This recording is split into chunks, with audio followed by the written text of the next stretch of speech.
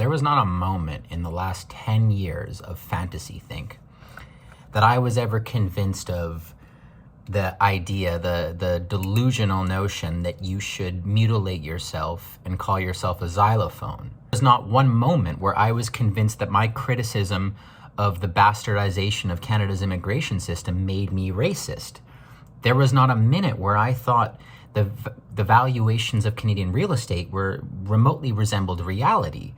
You know, I was never convinced of the legitimacy of tipping policy in Canada, or that being somewhat apprehensive of government overreach during COVID lockdowns made me in opposition to all things empirical and scientific.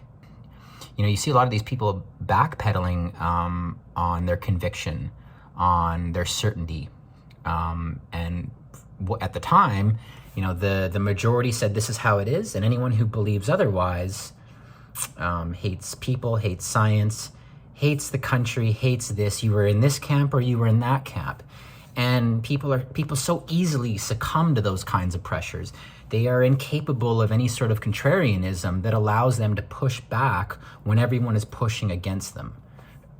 And so now, if we take the last decade of societal insanity, I encourage people or implore them to consider that going forward, so they're not so easily swayed, so they're not so easily pressured and hoodwinked by what is considered prevailing sentiment at the time. Remember, people used to think that leeches cured all medical ailments, and that if you talk too much as a woman, you would be stoned to death. You know, people think all sorts of things with absolute certainty in the moment.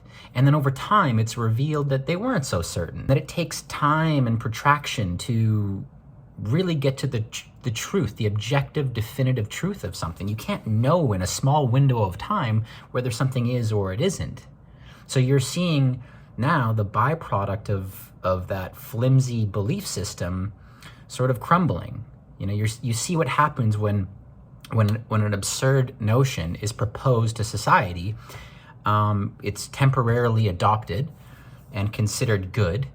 It's called enlightened, it's called progressive, it's called inclusive. And then over time, you know, society just rejects it. You know, they decide, no, this actually isn't good. This isn't right.